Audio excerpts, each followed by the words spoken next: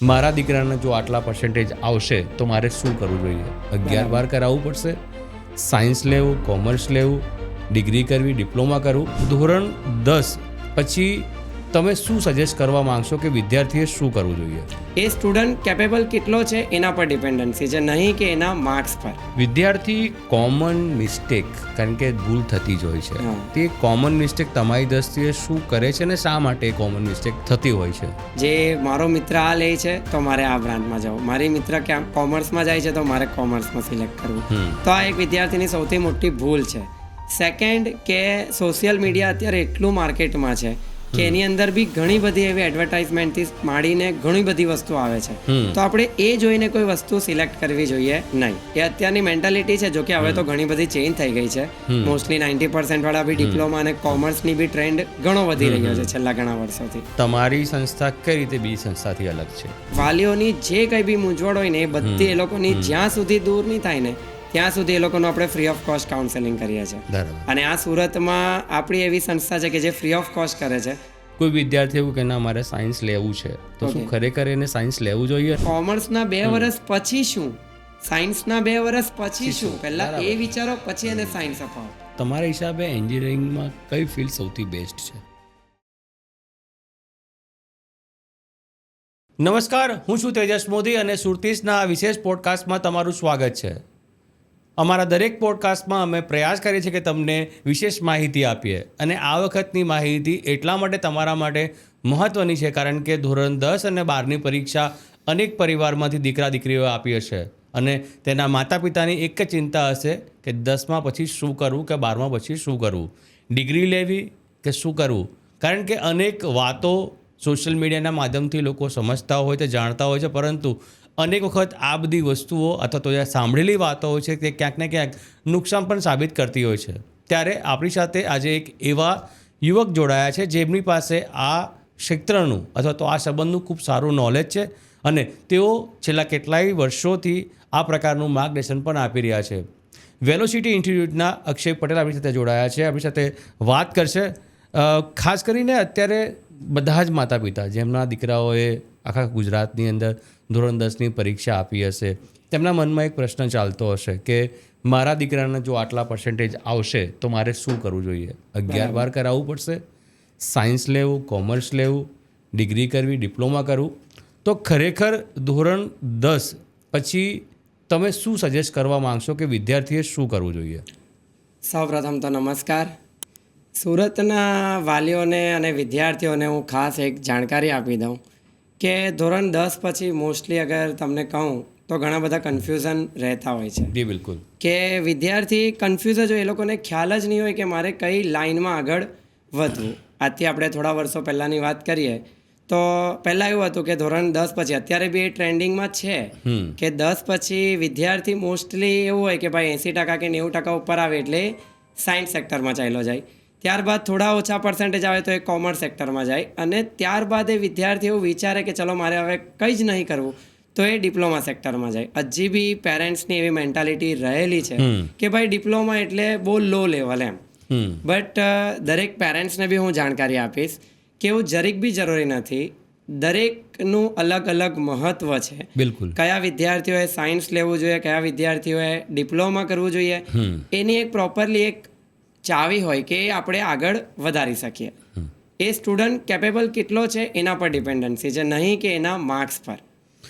તમે as a guide, as a tutor અથવા તો તમે જે ક્ષેત્રના અનુભવી છો, તમે શું પસંદ કરવા માટે પસંદ કરશો અથવા તો તમે એ એડવાઇસ આપશો? વાલીઓને તો હું એ જ જણાવી શકું છું અત્યારે કે મોસ્ટલી એવું નથી કે જે વિદ્યાર્થીઓ, અગર જો કોઈ વિદ્યાર્થી 10મા પછી કન્ફ્યુઝ છે અને એણે ડિપ્લોમા એન્જિનિયરિંગ કરવું છે તો ડિપ્લોમા એન્જિનિયરિંગની ખાસિયતમાં છોકરા પાસે એ રીતનું ટેલેન્ટ હોવું જોઈએ કે જે વિદ્યાર્થી જલ્દીથી જોબ કરવા માંગે છે. માની લો કે એણે એવું વિચાર લીધું છે કે ભાઈ મારે વધારે નથી ભણવું પણ મારે જલ્દીથી જોબ કરવી છે, તો આ એનો એક ડિપ્લોમાનો પ્લસ પોઈન્ટ છે કે 3 વર્ષ પછી મોસ્ટલી એ લોકોને જોબ મળી જતી હોય છે. ભલે salary package compare to degree ઓછું હોય, બટ જોબ સિનારિયા રિલેટેડ જે વિદ્યાર્થી અગર આગળ વધવા માંગે તો એ ડિપ્લોમા એની માટે સૌથી બેસ્ટ ઓપ્શન છે. સેકન્ડ, એવું જરીક બી હવે નથી રહ્યું અત્યારે, અગર 2026ની વાત કરીએ આપણે, કે વધારે પર્સન્ટેજ હોય તો એ સાયન્સમાં જ જાય, કારણ કે સાયન્સનો બી એનો એક અલગ રેપો હોય છે, એને આપણે પ્રોપરલી આગળ વધારી શકીએ તો જ એ લેવું, ને તો એ બી એક વસ્તુ રિસ્કી તો છે જ.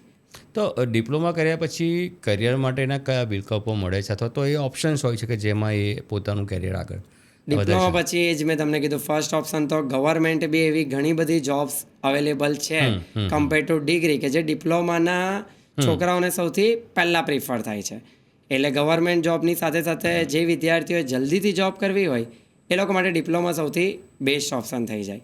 અને ફ્યુચરમાં કદાચ એવું બી વિચારી શકે છે કે અમારે ડિગ્રી કરવી છે, તો પહેલાં તો એક એન્ટ્રન્સ એક્ઝામ નહીં હતી, બટ અત્યારે ડીડી સેટ નામની એક એન્ટ્રન્સ એક્ઝામ બી આવી ચૂકી છે, કે જે છેલ્લા 2 જ વર્ષથી છે, આ 3જું વર્ષ એનું છે.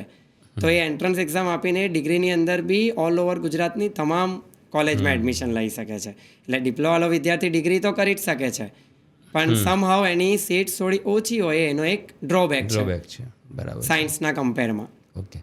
પણ તમારી દ્રષ્ટિએ તમે આટલા વર્ષથી માર્ગદર્શન આપો છો, ગાઈડ કરો છો, વિદ્યાર્થી કોમન મિસ્ટેક, કારણ કે ભૂલ થતી જ હોય છે, તે કોમન મિસ્ટેક તમારી દ્રષ્ટિએ શું કરે છે અને શા માટે કોમન મિસ્ટેક થતી હોય છે? મોસ્ટલી વિદ્યાર્થીઓને તમે જોયા છે સર કે એ લોકો કેવું હોય કે ફ્રેન્ડ્સ પ્રમાણે ચાલતા હોઈએ છે આગળ. જે મારો મિત્ર આ લે છે તો મારે આ બ્રાન્ચમાં જવું, મારી મિત્ર ક્યાં કોમર્સમાં જાય છે તો મારે કોમર્સમાં સિલેક્ટ કરવું. તો આ એક વિદ્યાર્થીની સૌથી મોટી ભૂલ છે. સેકન્ડ કે સોશિયલ મીડિયા અત્યારે એટલું માર્કેટમાં છે કે એની અંદર બી ઘણી બધી એવી એડવર્ટાઇઝમેન્ટથી માંડીને ઘણી બધી વસ્તુ આવે છે, તો આપણે એ જોઈને કોઈ વસ્તુ સિલેક્ટ કરવી જોઈએ નહીં.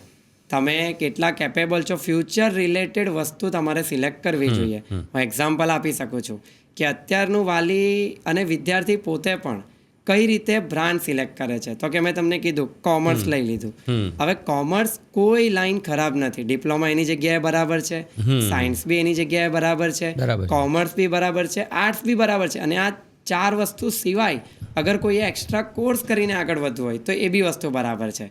પણ વાલીઓને એટલી વસ્તુ મારે જાણ કરવી છે કે તમે ફ્યુચર રિલેટેડ પહેલાં આખું એનાલિસિસ કરો, ત્યારબાદ એને કોઈ બી ફિલ્ડમાં મૂકો. કે ચલો મારો છોકરો સાયન્સ કરે છે તો સાયન્સ પછી શું કરશે હીરોએ, સાયન્સમાં એને મેં મેથ્સ અપાવું છું તો એ 2 વર્ષ પાર કરીને પછી શું કરશે એ પહેલાં વિચારી લો, ત્યારબાદ એને સાયન્સ, કોમર્સ, આર્ટ્સ અપાવો. એટલે એવું જરૂરી નથી કે તમારા 90% આવે છે અથવા તો 85-80+ % આવે છે તો તમારે ફરજિયાત સાયન્સ લેવું જોઈએ. યસ, એવું એ અત્યારની મેન્ટાલિટી છે. જો કે હવે તો ઘણી બધી ચેન્જ થઈ ગઈ છે. મોસ્ટલી 90% વાળા બી ડિપ્લોમા અને કોમર્સની બી ટ્રેન્ડ ઘણો વધી રહ્યો છે છેલ્લા ઘણા વર્ષોથી.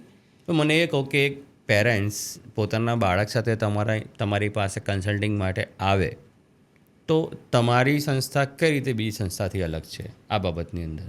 બહુ બેસ્ટ સર. આ બાબતમાં તો આપણી જે સંસ્થા છે એ અત્યાર સુધી 5000+ વાલીઓને એવો સપોર્ટ કર્યો છે કે વાલીઓની જે કંઈ બી મૂંઝવણ હોય ને એ બધી એ લોકોની જ્યાં સુધી દૂર નહીં થાય ને ત્યાં સુધી એ લોકોનું આપણે ફ્રી ઓફ કોસ્ટ કાઉન્સેલિંગ કરીએ છીએ. અને આ સુરતમાં આપણી એવી સંસ્થા છે કે જે ફ્રી ઓફ કોસ્ટ કરે છે. અને એવું નથી કે વિદ્યાર્થીઓએ કોઈ જગ્યાએ એડમિશન લેવું હોય તો એને ખાલી એક દિવસ સલાહ આપીને મોકલી આપીએ. એને જ્યાં સુધી જે બી ફિલ્ડમાં એડમિશન ન મળે ત્યાં સુધી આપણી સંસ્થા એ વિદ્યાર્થી અને વાલીઓ સાથે રહે છે. અત્યારે ઘણા બધા વિદ્યાર્થીઓ, પેરેન્ટ્સ તમને જોતા હશે, સાંભળતા હશે, તમારી વાત સમજવાનો પ્રયાસ કરતા હશે. તો નવા વિદ્યાર્થીઓ જે ઓલમોસ્ટ હવે ગણતરીના દિવસો બાકી છે રિઝલ્ટ આવવાના 10મા ધોરણના, શું મેસેજ તમારો હશે, શું વાત તમે એમને કહેવા માંગો છો આખી જે આપણે જે વાત કરી તે સંદર્ભની? નવા વિદ્યાર્થીઓને હું એટલું કહીશ કે તમારું જે કંઈ પણ રિઝલ્ટ આવે એ રિઝલ્ટનું તમારે પ્રોપરલી એનાલિસિસ કરીને પછી આગળ વધવાનું છે કે આપણે કઈ ફિલ્ડની અંદર એડમિશન લેવું જોઈએ. સૌ પ્રથમ તો દરેક બ્રાન્ચને સમજો. મારો મિત્ર સાયન્સમાં જાય છે એટલે મારે સાયન્સ કરવું, એના પછીનો સિનારીઓ તમારે સમજવાનો રહેશે. અને એની અંદર કંઈ પણ તકલીફ પડે તો અમે તમારી સાથે જ છીએ. કે તમારું રિઝલ્ટ આવે એ પહેલાં બી તમારે કાઉન્સેલિંગ કરવું હોય તો બી અમે તમારી સાથે જ છીએ. પરંતુ જે સૌથી જે સમસ્યા મેં જોઈ છે અથવા સમજી છે એ છે ફોર્મ ફિલઅપ કરવું. એ થોડી ક્રિટિકલ બાબતો વિદ્યાર્થીઓ માટે હોય છે, પેરેન્ટ્સ માટે પણ હોય છે, કારણ કે નોલેજ, લેક ઓફ નોલેજ, એટલો અનુભવ નથી હોતો, જ્ઞાન નથી હોતું, નોલેજ નથી હોતું કે એ વસ્તુ કઈ રીતે. તો તમે કઈ રીતે એમાં મદદ કરો છો ને શું ચાર્જીસ તમે લેતા હોવ છો? ફોર્મ ભરવાના સર આ બી એક બહુ સરસ વસ્તુ છે કે આપણે અહીંયાથી ઘણા બધા લોકોના ડિપ્લોમાના જેમણે ધોરણ 10 પછી ડિપ્લોમા કરવું હોય અને જે વિદ્યાર્થીઓએ ધોરણ 12 સાયન્સ પછી ડિગ્રી એન્જિનિયરિંગ અથવા તો મેડિકલ જે લોકોનો બાયો સબ્જેક્ટ હોય છે સાયન્સમાં એના જે કંઈ પણ ફોર્મ હોય ને તે આપણા સંસ્થા દ્વારા ફ્રી ઓફ કોસ્ટ દરેક વિદ્યાર્થીઓને ભરી આપવામાં આવે છે. કારણ કે સુરત તથા મોસ્ટલી ગુજરાતની અંદર પણ જે વિદ્યાર્થીઓએ ફોર્મ ભરાવા હોય એવા બી છેલ્લા 2 વર્ષથી આપણે અહીંયા કોન્ટેક્ટ છે કે જે સુરતની બહારના વિદ્યાર્થી બી આપણી પાસે કાઉન્સેલિંગ કરાવે છે ઓનલાઈન, કે જેની અંદર વિદ્યાર્થીઓને ફોર્મ ભરવાની સાથે સાથે કયું એન્જિનિયરિંગ બેસ્ડ છે, કઈ કોલેજમાં એના રેન્ક પ્રમાણે, કારણ કે ઓલ ઓવર જે બી પ્રોસેસ હોય છે એ દિલ્હીથી એસીપીસી સંસ્થા દ્વારા થાય છે, ડિપ્લોમાની પણ અને ડિગ્રીની પણ. બાયોલોજી રિલેટેડ જેટલી બી એમબીબી બધી વસ્તુ હવે ઓનલાઈન થઈ ગઈ છે. ઓફલાઈન કોઈ વસ્તુ આપણા ઓલ ઓવર ગુજરાતમાં થતી નથી, નહીં કે ગુજરાતની બહાર બી થતી હશે. તો બધી વસ્તુ ઓનલાઈન છે એટલે પેરેન્ટ્સને જે તકલીફ પડે કે ફોર્મ ભરવાની સાથે સાથે એ બાળકને એના રેન્ક એટલે કે એના માર્ક્સ પ્રમાણે એને કઈ કોલેજમાં એડમિશન મળશે અને કઈ બ્રાન્ચમાં એડમિશન મળશે એની પણ આપણે માહિતી પૂરી પાડીએ છીએ. કારણ કે જે બી ફોર્મ ભરવાની આખી પ્રોસેસ છે એ માત્ર 1 દિવસની નથી, 3 મહિનાની પ્રોસેસ છે કે જેની અંદર એ લોકોએ ફર્સ્ટ ફોર્મ ફિલઅપ કરવું પડે, ત્યારબાદ આપણે કોલેજ સિલેક્ટ કરવાની, કઈ કોલેજ સિલેક્ટ એની અંદર એની બ્રાન્ચ સિલેક્ટ કરવાની. ત્યારબાદ એવું નથી કે આપણે સિલેક્ટ કર્યું એટલે આપણને મળી જ જાય એડમિશન. એ તો પછી એના રેન્ક પ્રમાણે જે રીતે એના કટ ઓફ આવે, અગર સાયન્સની વાત કરીએ તો ફિઝિક્સ, કેમેસ્ટ્રી અને મેથ્સ એન્જિનિયરિંગની અંદર એવી રીતે અલગ અલગ બધા સિનારીઓ હોય, એ માર્ક્સ પ્રમાણે એ લોકોને એડમિશન મળતું હોય છે. પણ આપણે અહીંયાથી એ શ્યોરિટી આપીશ કે જેવું એ લોકોનું રિઝલ્ટ આવે, આટલા વર્ષના એક્સપિરિયન્સથી એ લોકોને એ કટ ઓફ લાસ્ટ યરનું જાણીને એમને એ જ દિવસે જાણકારી મળી જાય કે તને આ કોલેજમાં આ બ્રાન્ચની અંદર એડમિશન 110% મળી જ જશે. બરાબર. આ તો વાત થઈ આપણે જો સાયન્સ કોમર્સ નથી લેવું એ વિષયની, પરંતુ કોઈ વિદ્યાર્થી એવું કે ના મારે સાયન્સ લેવું છે તો શું ખરેખર એને સાયન્સ લેવું જોઈએ, અને જો સાયન્સ લે તો એની પાછળનો તર્ક શું હોવો જોઈએ? લઈ શકે છે સર. સાયન્સ એ વસ્તુ કેવી છે કે સાયન્સ વિદ્યાર્થીઓને એટલી બધી ટેકનિકલ નોલેજ આપે છે, પણ એ વિદ્યાર્થીએ પહેલેથી એ વસ્તુ સિલેક્ટ કરવાની છે કે એન્જિનિયરિંગ જે વિદ્યાર્થીઓ કરવા માંગે છે તો એન્જિનિયરિંગના 2 રસ્તા છે. એક એ ડિપ્લોમા થ્રુ જઈ શકે છે તો પણ એને 6 વર્ષનો કોર્સ લાગશે, અને એક એ 11-12 સાયન્સ થ્રુ પણ જઈ શકે છે તો પણ એને 6 વર્ષનો જ ટાઈમ લાગશે.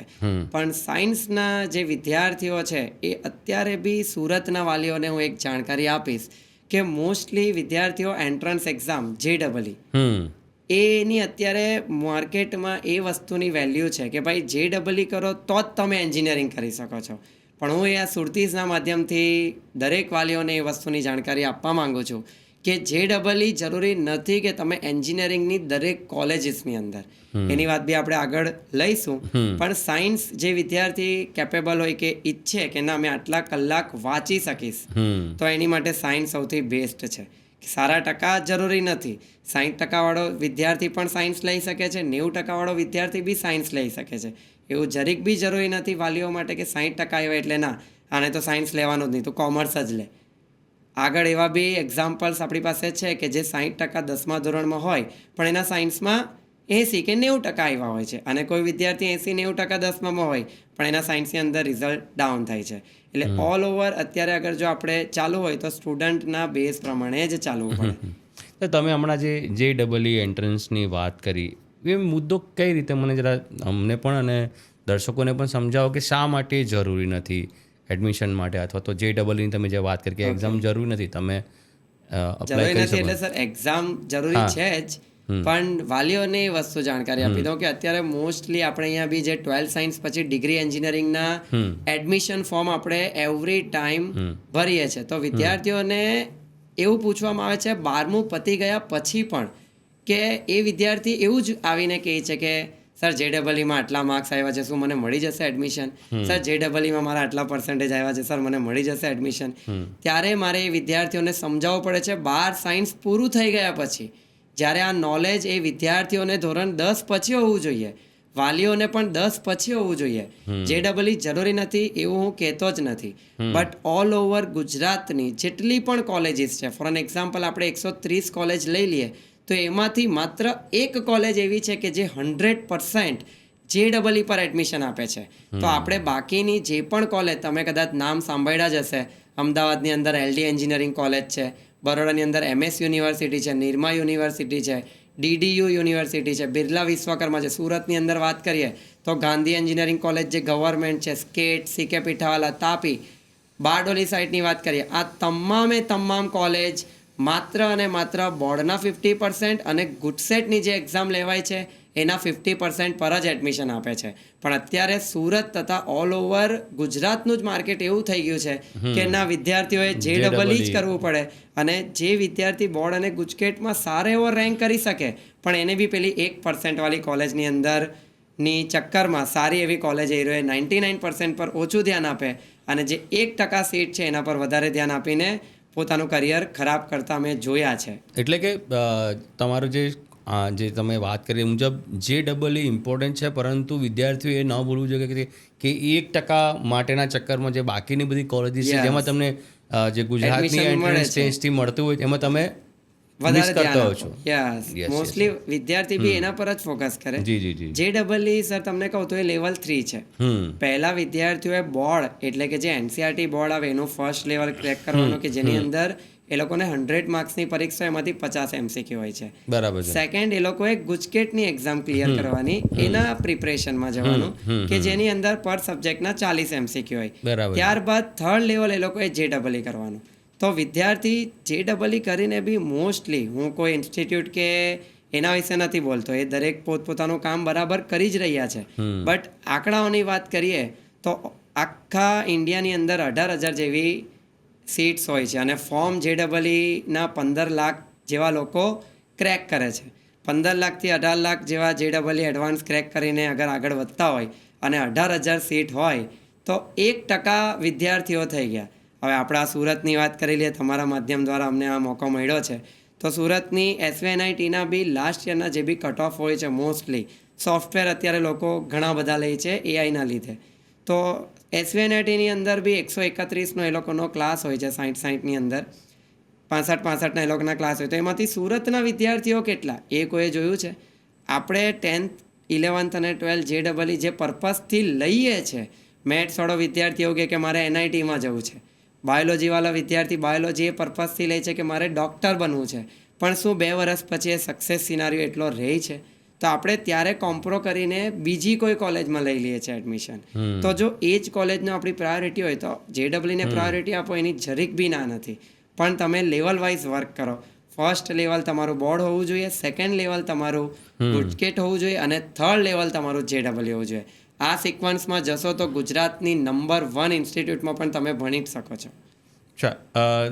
જો કોઈ વિદ્યાર્થી સાયન્સ લેવા માંગતો હોય અને તમે જે કહ્યું કે પર્સન્ટેજ, માન લો કે 60% આવ્યા છે, 65% આવ્યા છે, પરંતુ એને સાયન્સમાં એડમિશન મળી જાય છે, તો એ વિદ્યાર્થીએ કઈ બાબતનું ધ્યાન સાયન્સ લીધા પછી રાખવું જોઈએ? કારણ કે સાયન્સ લીધા પછી તમે બેક મૂવ નથી કરી શકતા અને તમારી પાસે કેરિયરમાં પછી ઓપ્શન પણ નથી રહેતો, કારણ કે કદાચ કોમર્સ તો તમારી પાસે બીજા ઓપ્શન હોય છે, તમે કરી શકો છો, પરંતુ સાયન્સ એક એવું છે કે એક વખત તીર છૂટી ગયું પછી કમબેક કરવું એ ખૂબ અઘરું હોય છે. તો એના માટે તમારું શું સજેશન રહેશે?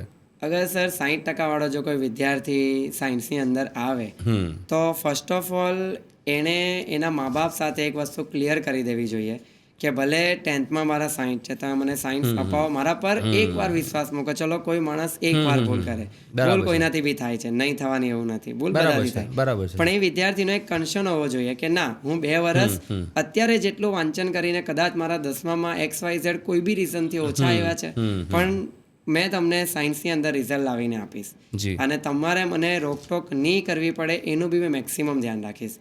જો છોકરો આ એના મા બાપને કહી શકતો હોય ને પછી બી મા બાપ સાયન્સ નહીં અપાવે તો મારા હિસાબે એ મા બાપની ભૂલ કહેવાય. અગર છોકરો રેડી છે સાયન્સ કરવા તો એ કરી શકે છે. તો ઘણા બધા માતા પિતા અત્યારે તમને સાંભળી પણ રહ્યા છે, તમે સીધું કહી શકો છો એમને. હા, તો એ બરાબર છે.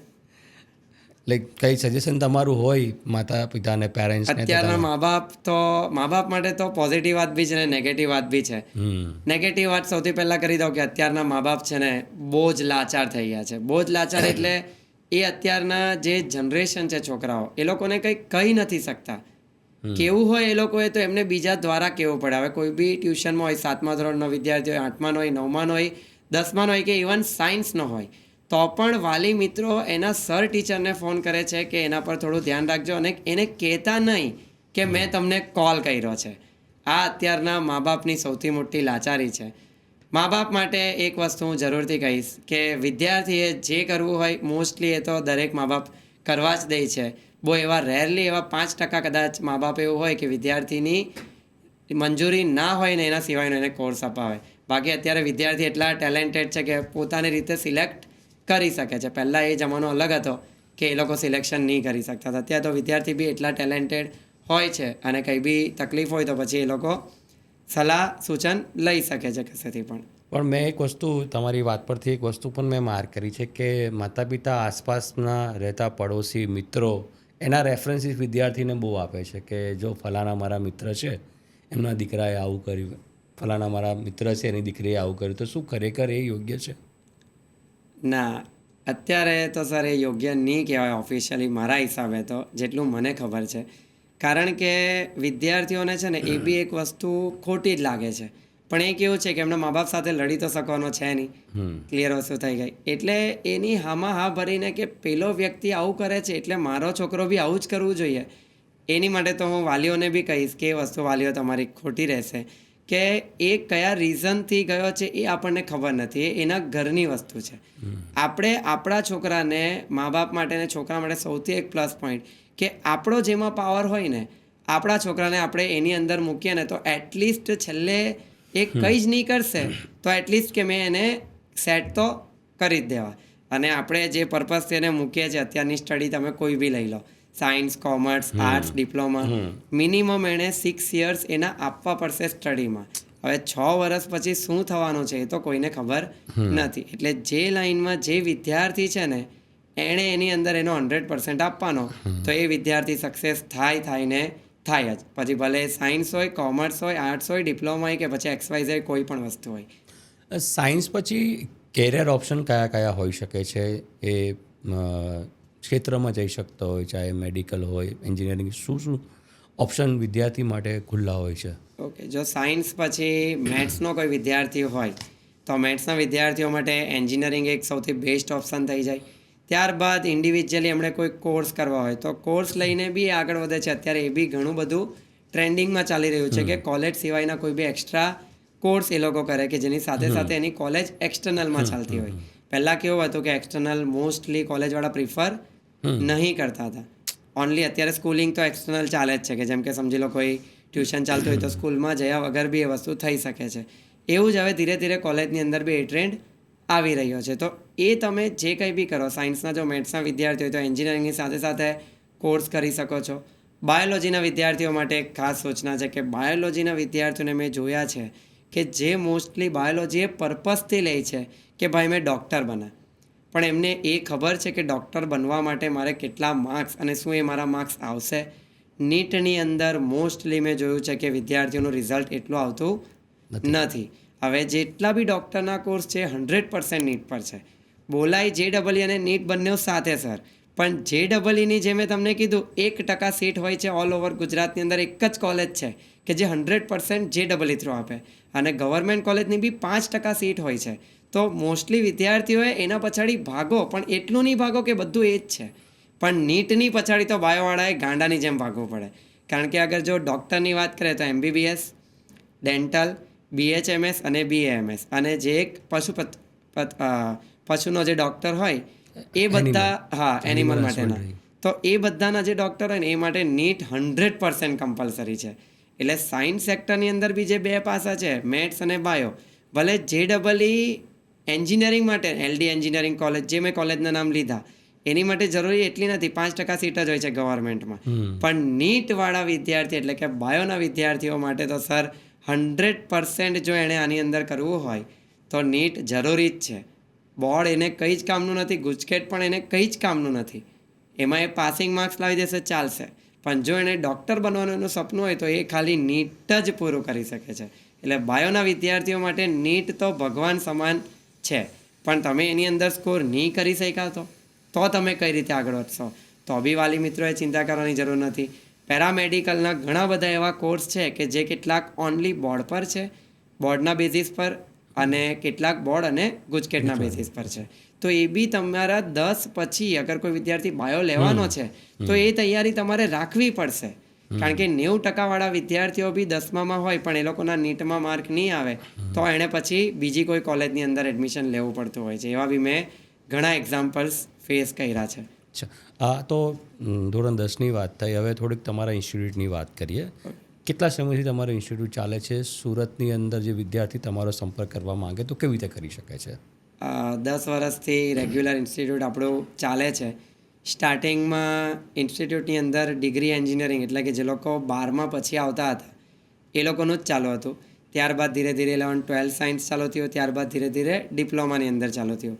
હવે આજે ટોટલ અત્યાર સુધી આટલા વર્ષમાં 10,000+ સ્ટુડન્ટ આપણે અહીંયાથી પાસ આઉટ થઈને આજે ઘણી સારી પોઝિશન પર છે. કદાચ કેટલાક ગવર્મેન્ટ જોબ પણ કરે છે, કેટલાક પ્રાઇવેટ સેક્ટરની અંદર 2.5-3 લાખ 4 લાખનું પેકેજ પણ ધરાવે છે. એટલે ઘણા બધા છોકરાઓ બહાર નીકળી ગયા છે. અને ઇન્સ્ટિટ્યૂટની અંદર વિદ્યાર્થીઓ જે બી ભણે છે એ લોકોને માત્ર ટીચિંગ નથી અપાતું, ટીચિંગની સાથે સાથે એક્સ્ટ્રા ઘણી બધી એક્ટિવિટી હોય છે. જેમ કે એ લોકોને ફન એક્ટિવિટી હોય, સ્પોર્ટ ડે રાખીએ છીએ, પાર્ટી હોય છે. કારણ કે અત્યારના છોકરાઓ એટલા ખતરનાક છે કે એ લોકોને એવી રીતે ભણાવવા પડે છે અમારા લોકોએ કે ના તને આ વસ્તુ મળશે પણ તું ભણ. પહેલાં એવું નહીં હતું. અત્યારે તો મા બાપ બી લાચાર છે. જે મેં તમને કીધું, મા બાપે બી છોકરાને એવું કહેવું પડે છે કે તને આ મોબાઈલ લઈ આપો મેં, તું આટલા માર્ક્સ લઈને આવ. તો છોકરાઓ જેવા ટ્રેન્ડ છે એ પ્રમાણે અમે બી ધીરે ધીરે શીખતા રહીએ છીએ અને એ રીતે આપણે ચાલીએ છીએ. તો સવાલ એ છે કે અત્યારના જે વિદ્યાર્થીઓ છે તેમનું માઇન્ડ કયા પ્રકારનું, તમે માનસિકતા જો રીડ કરી હોય તો તમને કેવું શું લાગે છે? અત્યારના વિદ્યાર્થીઓનું માઇન્ડસેટ તો સર એ લોકોને છે ને બહુ ફાસ્ટ જોઈએ છે. બધી વસ્તુ એકદમ તરત જોઈએ છે એ લોકોને કે હજી તો એપ્લાય થયું ના આ વસ્તુ મને મળી જવી છે. તો એ લોકો પાસે સબર નથી. કોઈ જ વિદ્યાર્થીઓ પાસે સબર નથી. અગર એ લોકો બી કઈ બી વસ્તુ વિચારે કે ચલો મારે આ વસ્તુ ચાલુ કરવી છે તો એનો આઉટપુટ એ લોકોને આજે જ જોઈએ છે કે ચલો ભાઈ મેં આ વસ્તુમાં ઇન્વેસ્ટ કર્યા તો તરત જોઈએ મને. તો આ માઇન્ડસેટ એ લોકોની અત્યારે જ છે. અને એ લોકો એ વસ્તુ બી બહુ માર્ક કરી છે કે જોબ સેક્ટરની અંદર બી જે બી અત્યારનો પબ્લિક છે એ લોકો કોઈ સિરિયસ નથી. સિરિયસનેસતા અત્યારના વિદ્યાર્થીઓમાં થોડી ઓછી છે. એ લાવવાની કેવી રીતે છે એ અમારા ઇન્સ્ટિટ્યૂટને બહુ સારી રીતે આવડે છે. અચ્છા, આ સાયન્સની વાત કરી, તમારા ઇન્સ્ટિટ્યૂટની વાત કરી. હવે એન્જિનિયરિંગની વાત કરીએ તો તમારા હિસાબે એન્જિનિયરિંગમાં કઈ ફિલ્ડ સૌથી બેસ્ટ છે? મોસ્ટલી એન્જિનિયરિંગની વાત કરીએ તો 2 એના પાર્ટ્સ આપણે પાડી શકીએ. એક કોર લાઇન અને એક સોફ્ટવેર લાઇન. હવે સર કોર લાઇનની વાત કરીએ તો કોર બ્રાન્ચ જેને કહેવાય એ છે મિકેનિકલ, ઇલેક્ટ્રિકલ, સિવિલ.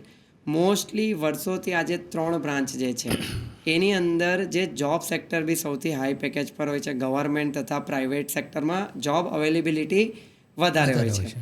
ત્યારબાદ 2019થી કોમ્પ્યુટર કે જે કોઈ લેતું નહીં હતું 2018 સુધી તો કોઈ એન્જિનિયરિંગ એવું એન્જિનિયરિંગ કે આ તો સાંભળેલું બી નથી. એ ધીરે ધીરે માર્કેટમાં આવ્યું અને ત્યારબાદ કોમ્પ્યુટરને ઉપર લાવવાનો ભગવાન જે છે તે કોરોનાએ કોમ્પ્યુટર અને સોફ્ટવેરને એવો હાઈક આપ્યો કે જે કોઈએ વિચારેલું નહીં હતું. ત્યારથી એ ધીરે ધીરે અપવર્ડ્સમાં આવે છે અને અત્યારે મોસ્ટલી ડિમાન્ડ તો કોર લાઇનની પણ છે અને સોફ્ટવેરની પણ છે. ફરક અગર જો મારા હિસાબે અગર જો મેં તમને કહેવા જાઉં તમારા થકી કદાચ વાલીઓને અને દરેક સુરતના તથા સુરતની બહારના વિદ્યાર્થીઓ અને વાલીઓને બે જાણકારી મળી શકે તો એ એક છે કે સોફ્ટવેરની અંદર જે છે એ વિદ્યાર્થીએ ડે બાય ડે શીખતા રહેવું પડે. શીખશે નહીં તો એ આગળ વધી નહીં શકશે. ભલે શીખવાનું થોડુંક જ હોય. એટલે સોફ્ટવેરમાં જો એ શીખતો રહ્યો તો એના જેટલી ડિમાન્ડ આખા દેશમાં કોઈની નહીં હશે. પણ એને શીખતા રહેવું પડે, રિસર્ચ કરતા રહેવું પડે. એના એક્સપિરિયન્સનો એને લાભ ક્યારે મળે? જ્યારે એ 30 વર્ષની એજમાં, 35 વર્ષની એજે કે 40 વર્ષની એજે બી એનામાં એ પાવર હોવો જોઈએ. એ શીખતો રહે. જ્યારે જે કોર લાઇનની વાત કરીએ તો કોર લાઇનમાં આપણે કોઈ બી સેક્ટરમાં જોબ કરીએ આપણા જેટલા એક્સપિરિયન્સ થાય એ પ્રમાણે આપણી વેલ્યુ ઇન્ક્રીઝ થાય. કદાચ સોફ્ટવેરવાળો જોબ પર સ્ટાર્ટિંગમાં લાગે તો એની સેલરી કદાચ 45, 50, 75 લાખથી ચાલુ થતી હોય. જ્યારે કોર લાઇનની અગર આપણે વાત કરીએ તો એની સેલરી કદાચ 25, 35, 30, 40થી ચાલુ થતી હોય. પણ એની ડે બાય ડે જે ઇન્ક્રીમેન્ટ છે કોર લાઇનનો એ એને એક્સપિરિયન્સનો બેનિફિટ થશે. એણે શીખવાનું ઓછું છે કમ્પેર ટુ સોફ્ટવેર. અગર શીખતા રહેશો તો એમાં બી તમારી સેલરી ઇન્ક્રીઝ જ થતી રહેશે. પરંતુ તમારા હિસાબે એન્જિનિયરિંગમાં ફ્યુચરમાં ડિમાન્ડ રહેશે ખરી, સ્કોપ છે? મોસ્ટલી આટલા વર્ષનો જે મારો એક્સપિરિયન્સ છે સર, મેં પોતે બી એન્જિનિયરિંગ કરેલું છે. 2015 pass out electrical engineering, government engineering college સુરતમાંથી. અમારા ટાઈમમાં મોસ્ટલી કોર બ્રાન્ચની અંદર મિકેનિકલ સૌથી ટોપ પર હતું. એટલે દરેક એન્જિનિયરિંગનો એક દાયકો હોય છે. મિકેનિકલ, ઇલેક્ટ્રિકલ, સિવિલ ટોપ પર હતું. એનો દાયકો પૂરો થયા બાદ સોફ્ટવેરનો દાયકો અત્યારે ચાલી રહ્યો છે. હવે કેટલા વર્ષ ચાલશે એ તો કોઈ નહીં કહી શકે, પણ દસકા અગર વાઇઝ આપણે ચાલીએ તો 2028 સુધી મોસ્ટલી કદાચ એનો એન્ડ આવી શકે છે. હવે એ તો ફ્યુચર રિલેટેડ વસ્તુ છે એટલે આપણે શ્યોરિટી નહીં આપી શકીએ. બટ મેં તમને કીધું અત્યારે બી મિકેનિકલ ભલે ચલો ઓછું હોય, મેં તમને કીધું, પણ મિકેનિકલની જોબ સેક્ટર અત્યારે સૌથી હાઈ છે. મિકેનિકલ, ઇલેક્ટ્રિકલ, સિવિલ જે 3 કોર લાઇન છે, એ કોર લાઇનની બી ડિમાન્ડ એવરગ્રીન છે. એ ક્યારે ઓછી બી નહીં થાય, ક્યારે વધારે બી નહીં થાય. ઘણી બધી એવી એન્જિનિયરિંગ પણ છે સર માર્કેટની અંદર. આ તો આપણે નોર્મલ એન્જિનિયરિંગની વાત કરી. કેમિકલ એન્જિનિયરિંગ છે, પ્લાસ્ટિક એન્જિનિયરિંગ છે, મેટલર્જી એન્જિનિયરિંગ છે, આઈસીટી એન્જિનિયરિંગ છે, કે જેની પણ ડિમાન્ડ અત્યારે પણ ઘણી બધી છે. કારણ કે એના માણસો ઇન્ડસ્ટ્રીની અંદર મળતા નથી. બરાબર છે. એટલે એક વાત તમને આપણા ઇન્સ્ટિટ્યૂટની નવી પણ કરી દઉં કે જે હવે 2026માંથી આપણે શરૂઆત કરી છે કે વિદ્યાર્થીઓને જોબ પ્લેસમેન્ટ પણ અપાવવાના છે. બહુ સરસ. કે આપણા અહીંયાથી હવે વિદ્યાર્થીઓ જોબ બી કરી શકશે. એટલે એ બી આપણે 2026થી જે વિદ્યાર્થીઓ હવે પાસ આઉટ થશે તો એ વિદ્યાર્થીને એની કેપેબિલિટી પ્રમાણે આપણું ઇન્સ્ટિટ્યૂટ જોબ પણ અપાવશે સર. પણ કોર અને સોફ્ટવેર આ પસંદગીની અંદર માફ કરજો, વિદ્યાર્થી શું ભૂલ કરતો હોય છે? એ જ સર જે ગાડડીઓ પ્રવાહની વાત છે તે એ અત્યારે સુરત અને ઓલ ઓવર ગુજરાતની વાત કરું કે ગાડડીઓ પ્રવાહ બેમાં તો સર એટલો બધો છે. એક JEE અંદર વાલીઓને એવું જ છે કે ભાઈ JEE માર્ક આવે ને તો જ એન્જિનિયરિંગ થાય, જ્યારે એ તો 1% છે. મેં તમને આગળ બી વાત કીધી. અને સેમ કે ભાઈ સોફ્ટવેર રિગાર્ડિંગ કે ભાઈ બધા અત્યારે એની અંદર જ જાય છે તો ભાઈ મારે બી એને એની અંદર જ મૂકવો જોઈએ. પણ શું એ કોડિંગ કરી શકશે આગળ જતાં? એની માટે પણ એની પાસે અત્યારે ઘણો બધો સમય છે સર. ધોરણ 10 પછી આપણા વિદ્યાર્થીઓ માટે કંઈ પણ વસ્તુ સિલેક્ટ કરવા માટે મિનિમમ 3 મહિના હોય છે. એ જ સેમ વસ્તુ 12 સાયન્સ પછી પણ કોઈ મેથ્સનો હોય કે બાયોનો હોય, અત્યારે એ લોકો પાસે આ 3 ખૂબ જરૂરી કિંમતી મહિનાઓ છે. તો એની અંદર તમે પ્રોપર કાઉન્સેલિંગ કરીને, પ્રોપર સ્ટડી કરીને આપણો છોકરો કયા વેમાં આગળ જશે તો એ આગળ વધી શકશે, તો એ બેસ્ટ ઓપ્શન છે. અને આપણા ઇન્સ્ટિટ્યૂટની અંદર વિદ્યાર્થીઓને 1 મહિનાની અંદર દરેક કોર્સનું નોલેજ આપવામાં આવે છે. એ કોર્સ બાદ એ લોકોની એક એક્ઝામ લેવાય છે અને એક્ઝામના માર્ક વાલીઓને પણ બતાવવામાં આવે છે અને વાલીઓની સામે પણ એમની એક મૌખિક પરીક્ષા લેવાય છે કે જો તમારો છોકરો આની અંદર સૌથી પ્લસ પોઈન્ટ છે અને આની અંદર સૌથી માઇનસ પોઈન્ટ છે તો આપણા માઇનસ પોઈન્ટ વાળી બી આપણે સિલેક્ટ કરી શકીએ છીએ, પણ એની અંદર એ મહેનત વધારે કરવી પડશે એને. તો ખાસ કરીને સૌથી જે કોમન પેરેન્ટ્સને, વિદ્યાર્થીઓને મૂંઝવતો પ્રશ્ન છે કે ડિગ્રી અને ડિપ્લોમા, યસ, બંનેમાં શું ફરક છે? કઈ રીતે ફરક છે અને એ ફરકથી શું ફાયદો, શું નુકસાન? ઓકે, ડિગ્રી અને ડિપ્લોમા એ મેથ્સના વિદ્યાર્થીઓ માટે છે વાલી મિત્રો. ડિપ્લોમા જે વિદ્યાર્થી ધોરણ 10 પછી કરે છે ધેટ મીન્સ કે એને ધોરણ 10 પછી ડાયરેક્ટ આપણે ટેકનિકલ લાઇનમાં મૂકીએ છીએ. બિલકુલ. એક ટ્રેન જતી હોય સર કે માની લો કે 1 થી લઈને 12 સુધી. વાલી મિત્રોને બી બધું 12 સુધીનું બધું ખબર હોય કે ભાઈ પહેલી પરીક્ષા સપ્ટેમ્બરમાં આવે, સેકન્ડ જાન્યુઆરી ફેબ્રુઆરીમાં આવે અને 3rd માર્ચમાં આવે. જ્યારે એ ટ્રેન સીધી જતી હોય ને, ભલે છોકરો 10મા પછી 11, 12 સાયન્સ કરે, કોમર્સ કરે કે આર્ટ્સ કરે, વાલીઓને એટલું નોલેજ તો હોય જ છે કે ચલો આ રીતની એક્ઝામ આવે. બરાબર છે. પણ જો કોઈ છોકરો 10મા પછી ડિપ્લોમા કર્યું ને ધેટ મીન્સ એણે 10 પછી જ આખી ટ્રેન ચેન્જ કરી લીધી. તો એણે 3 વર્ષનું ડિપ્લોમા એન્જિનિયરિંગ કરવાનું. ડિપ્લોમા પછી એને એક પ્લસ પોઈન્ટ બી મળશે કે એણે માની લો કે કોઈ મિકેનિકલ એન્જિનિયરિંગ કર્યું, ત્યારબાદ એ વિદ્યાર્થી હવે ઇલેક્ટ્રિકલ કરવા માંગે છે કે કોમ્પ્યુટર કરવા માંગે છે તો પણ એ કરી શકશે ડિગ્રીની અંદર. એવું કરવું નહીં જોઈએ, હું પોતે જ ના પાડું છું, કારણ કે તો એના 3 વર્ષ વેસ્ટ ચાલ્યા જશે, કારણ કે એનું બધું જે ભણેલું છે નકામું ચાલ્યું છે. એટલે એ તો ઓપ્શન્સ કરવાનો જ નથી. પણ ગવર્મેન્ટે ઓપ્શન આપે છે કે કદાચ કોઈ છોકરો નાસીપાસ થઈ જાય તો એન્જિનિયરિંગ ચેન્જ કરી શકે. આ એક એનો પ્લસ પોઈન્ટ છે ડિપ્લોમાની અંદર. બાકી 3 વર્ષ ડિપ્લોમા કરીને 3 વર્ષ ડિગ્રી કરીને 6 વર્ષ પછી જ્યારે બહાર નીકળે છે તો એને 6 વર્ષ કોઈ એક જ એન્જિનિયરિંગનો અનુભવ થઈ ગયો. પછી એ કોઈ બી એન્જિનિયરિંગ હોય, ઇલેક્ટ્રિકલ હોય, કોમ્પ્યુટર હોય, IT હોય, AI હોય, 6 વર્ષ એમાં જ રહ્યો. સાયન્સની અંદર એણે 2 વર્ષ 11-12 સાયન્સમાં કાઢ્યા, ત્યારબાદ 4 વર્ષ જ કોઈ બી એન્જિનિયરિંગની અંદર જશે. પ્લસ પોઈન્ટ બંનેના છે. સાયન્સવાળા જે વિદ્યાર્થીઓ છે એ લોકોને એડમિશન લેવા માટેની સીટ વધારે મળે કમ્પેર ટુ ડિપ્લોમામાં. કારણ કે ડિપ્લોમામાં ડીડી સેટની એક્ઝામ જ્યારથી આવી છે ત્યારથી એ એક્ઝામ ટફ આવે, એન્ટ્રન્સ એક્ઝામ થઈ ગઈ.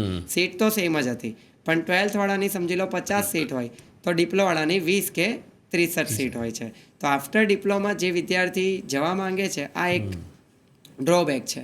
પણ જો કે ડિપ્લોમા પછી ડિગ્રી કરવાવાળા બી છોકરાઓ ઓછા હોય, એટલે બંને એની જગ્યાએ બેસ્ટ છે. પણ ડિપ્લોમા કરો કે ડિગ્રી કરો, બંને એન્ડ તો 6 વર્ષ પછી એક જ જગ્યાએ આપણને લાવીને મૂકશે. ડિપ્લોમાનો પ્લસ પોઈન્ટ સૌથી મોટો એ જ છે કે એની પાસે ડબલ ડિગ્રી હોય. ડિપ્લોમાની પણ ડિગ્રી હોય છે અને ડિગ્રી જે 4 વર્ષ પછી પૂરું કરે બંને સર્ટિફિકેટ 6 વર્ષ પછી આપણા વિદ્યાર્થી પાસે હોય છે. તો આ એનો એક પ્લસ પોઈન્ટ છે. સવાલ એ છે હવે કે વિદ્યાર્થીઓએ શું પોતાના માતા પિતાના કે સર્કલના દબાણની અંદર પસંદગી કરવી જોઈએ કોઈ પણ ક્ષેત્રની, કે પછી પોતાનું કેરિયર અથવા પોતાનું જે પણ એની આવડત છે, એનો અનુભવ છે, એને જે ગમે છે તે કરવું જોઈએ? અત્યારે સર જો વાત કરીએ તો છોકરો 10મા પછી એ ડિસાઇડ જ નથી કરી શકતો. આટલા વર્ષના અમારા કાઉન્સેલિંગના એક્સપિરિયન્સથી તમને કહું છું કે મારે આ કરવું છે. બરાબર છે. આ એ કદાચ કરતા હોય તો 100માંથી 10 વિદ્યાર્થી સર એવા હોય છે કે જે સિલેક્ટ કરે કે ના મમ્મી મારે આ જ કરવું છે, પપ્પા મારે સાયન્સ જ કરવું છે, પપ્પા મારે કોમર્સ જ કરવું છે. કદાચ એ કહેતો હશે તો બી કોના લીધે કહેતો હશે? મારા 4 મિત્રો જે છે એ કોમર્સમાં જાય છે એટલે મેં કોમર્સ કરવાનો, મારા 2 મિત્રો સાયન્સ કરે છે મેં સાયન્સ કરવાનો. અને વાલી મિત્રો બી એક્સપિરિયન્સ, વાલી મિત્રોને બી એટલું નોલેજ નથી હોતું કે હોય છે પણ પર્સન્ટેજ ઓછા, મેજોરિટી નથી હોતું કે મારા છોકરાને મારે કઈ ફિલ્ડમાં આગળ વધારવું. બરાબર છે. જે તમે આગળ કીધું કે ભાઈ આ પડોશનો છોકરો આ કરીને આગળ વધ્યો છે તો તું બી આ જ કરી લે. બરાબર છે. એટલે વાલી મિત્રો અને વિદ્યાર્થી મિત્રો બધાને કશે ને કશેથી ગાઈડન્સ લેવું અનિવાર્ય છે. એવું નથી કે અમારા પાસે જાઓ, તમે કોઈ બી જે બી એજ્યુકેટેડ પર્સન હોય એની પાસે જાઓ અને એટલીસ્ટ આપણા છોકરાનું કાઉન્સેલિંગ કરો, કારણ કે આ તમારા છોકરાનું ભવિષ્ય નક્કી કરશે. Not only 2 year. ધોરણ 10 પછી વાલી મિત્રો માત્ર એટલું જ વિચારે છે સાયન્સ, કોમર્સ, આર્ટ્સ, પણ કોમર્સના 2 વર્ષ પછી શું, સાયન્સના 2 વર્ષ પછી શું, પહેલા એ વિચારો પછી એને સાયન્સ અપાવો. એના પછી બી છોકરો શું કરશે અત્યારથી નક્કી કરો. કોમર્સ કરે છે તો બીકોમ કરશે, તું બીસીએ કરશે, હવે બીસીએ કરવાનો છે તો તને કોમર્સમાં આટલા પર્સન્ટેજ જોઈશે, લાવી દેશે, ત્યારબાદ એને કોમર્સ સિલેક્ટ કરાવો. આર્ટ્સની અંદર અગર કોઈ વિદ્યાર્થી જવા માંગે છે તો આર્ટ્સ પછી કેટલા ઓપ્શન્સ એને છે એ દરેક વાલી અને વિદ્યાર્થીને ખબર હોવી જોઈએ, જે કોઈ કહેતું નથી. તો પછી એનો મતલબ એવો થયો કે ઘણી વખત તમારી પાસે ઘણા વિદ્યાર્થીઓ પોતાના પેરેન્ટ્સ સાથે આવતા હોય અને વાત કરે કે નહીં મારે તો સાયન્સ જ લેવું છે, અથવા તો મારે તો ડિગ્રી કરવી છે, કાં તો મારે ડિપ્લોમા કરવું છે. તો એવો કોઈ એક્સપિરિયન્સ, એવા 1-2 એક્સપિરિયન્સ તમારા ધ્યાનમાં હોય, તમે શેર કરવા માંગતા હોય કે એ જે વાત લઈને આવ્યા હતા ત્યારબાદ તમે એને તમારું નોલેજ આપ્યું અને એ આજે સક્સેસ છે? હા સર, ઘણા બધા છે એવા. તો જેમ કે આપણે 2019થી મોસ્ટલી વસ્તુ છે ને ઓનલાઈન થઈ ગઈ ધીરે ધીરે.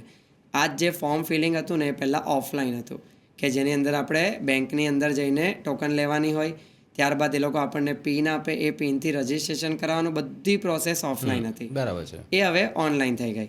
હવે ગાઈડન્સની અંદર આ જે ગાડરિયા પ્રવાહથી કોઈ વિદ્યાર્થી એવું હોય છે, એવું નથી કે કોઈએ ડિપ્લોમા તો ડિપ્લોમા જ કરવું જોઈએ, સાયન્સ તો સાયન્સ જ કરવું જોઈએ. થોડા વર્ષો પહેલાંની જે વાત કરી લો તો વિદ્યાર્થીની જે પેરેન્ટ્સ હતા એમની એટલી ફેમિલી કન્ડિશન એટલી નહીં હતી કે સાયન્સ અપાય, કારણ કે સાયન્સની અંદર જે ખર્ચા લોકો જોઈ કે ભાઈ ડાયરેક્ટ લાખોની અંદર જ ભાઈ કોસ્ટિંગ થાય, તો એટલે એ લોકો ડિપ્લોમાથી આવ્યા. હવે એ છોકરી જે હતી, 2 છોકરીઓ હતી, બંને એ લોકો જોડવા હતી. હવે એ લોકોના બંને એટલા હોશિયાર પહેલેથી, પણ હવે કેવું ને કે ભગવાન બધાને બધું નથી આપતા.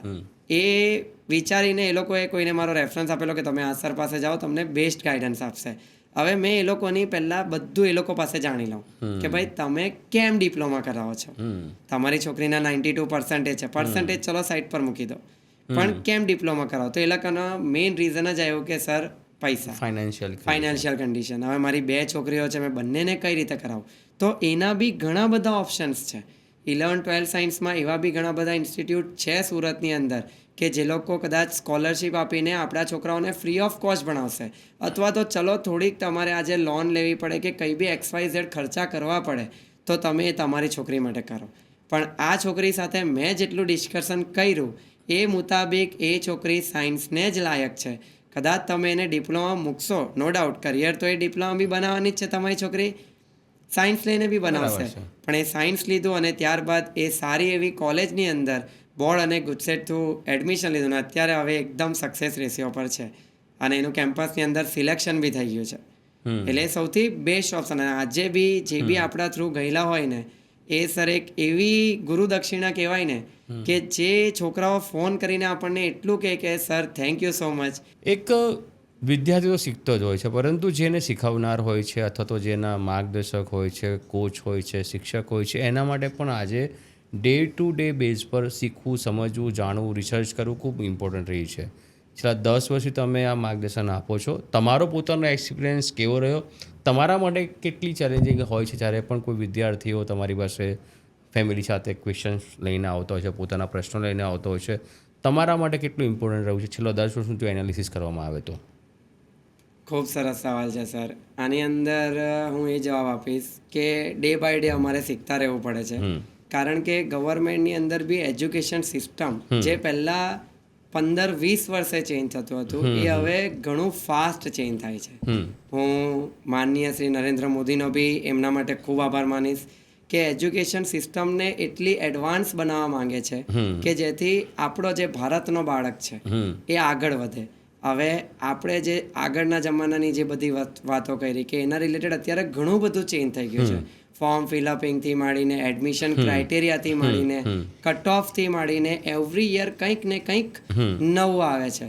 અગર દરેક વાલીઓના પ્રશ્નના અમારે બધાના જવાબ આપવા હોય તો સૌ પ્રથમ અમારે એ વસ્તુ શીખવી પડે છે કે મેથ્સવાળો કોઈ વિદ્યાર્થી છે, બાયોવાળો વિદ્યાર્થી છે, ડિપ્લોમાવાળો વિદ્યાર્થી છે, કઈ કઈ જગ્યાએ એને જોબ સેક્ટર છે, ઇલેક્ટ્રિકલ એન્જિનિયરિંગ કરશે, કોમ્પ્યુટર કરશે તો એ ફ્યુચરમાં કઈ કઈ જગ્યાએ જોબ કરી શકશે. શું એનો સુરતમાં સ્કોપ છે? ઘણા વાલીઓના એવા બી પ્રશ્નો હોય છે સર કે ચલો મારા છોકરાને આ એન્જિનિયરિંગમાં એડમિશન મળી જાય છે, તમે કહો છો તો મળી જ જશે, પણ એનું 4 વર્ષ પછી ફ્યુચર શું, 6 વર્ષ પછી ફ્યુચર શું, એ ક્યાં જોબ કરશે?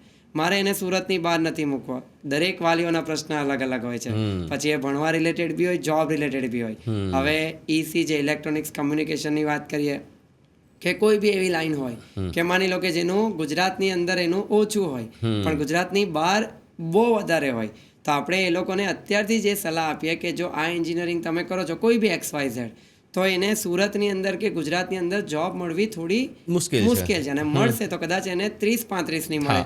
જ્યારે એ કદાચ જો એ ગુજરાતની બહાર જાય તો એને સીધો 70-80 કે લાખ રૂપિયાથી ચાલુ થાય. તો એની માટે તમે રેડી હોય તો તમે આ એન્જિનિયરિંગ કરાવી શકો છો. એટલે એની માટે અમારે એવરી ટાઈમ જે અમારા સ્ટુડન્ટ્સ આગળ અત્યારે વધી ગયા છે એ લોકો પાસેથી ડેટા કલેક્ટ કરીએ, કંપનીઓ પાસેથી ડેટા કલેક્ટ કરીએ, એ બધાનો એનાલિસિસ કરીને પ્રોપરલી એક તાળો મેળવીએ, ત્યારબાદ અમે વાલીઓને એની જાણકારી આપતા હોઈએ છીએ. તો આપણે પોડકાસ્ટના અંત તરફ છીએ. છેલ્લો સવાલ છે અને આ છેલ્લો સવાલ હું એટલા માટે પૂછીશ કારણ કે હજારો વિદ્યાર્થીઓ અત્યારે તમને જોતા હશે, એમના પેરેન્ટ્સ પણ જોતા હશે અને જે અત્યારે સિનારીઓ છે પેરેન્ટ્સ સાથે ઓપનલી વાત વિદ્યાર્થીઓ કરી શકતા હોય છે, સમજાવી શકતા હોય છે. તો એવા વિદ્યાર્થીઓને તમારી 3 એવી કઈ સલાહ તમે આપવા માંગો છો જેથી કરીને પોતાનું કેરિયર ખૂબ સારી રીતે આગળ વધારી શકે, ખૂબ સારું પેકેજ મેળવી શકે અને પોતાના જીવનમાં કંઈક કરી શકે? વિદ્યાર્થી મિત્રોને તો હું એ જ સલાહ આપવા માંગુ છું કે ગાડડિયા પ્રવાહની અંદર સૌથી પહેલાં કે મારો મિત્ર આ બ્રાન્ચ સિલેક્ટ કરે છે કે આ વસ્તુ સિલેક્ટ કરે છે એટલે મારે જવું છે, આ પહેલાં તમે તમારા મનમાંથી કાઢી લો. સેકન્ડ વસ્તુની વાત કરીએ તો તમને કોઈ પણ રીલ કે કોઈ બી એવી વસ્તુ તરત આકર્ષિત કરીને અગર જો એની અંદર તમે પગલું મૂકશો તો જરૂરી નથી કે તમે એની અંદર જ સક્સેસ થઈ શકો છો. તો આ પણ એક વસ્તુનું તમારે ધ્યાન રાખવાનું છે. તમારે શું કરવું છે એ તમને ખબર જ હોવી જોઈએ અને એની માટે તમારે પ્રોપરલી મહેનત કરવી પડશે.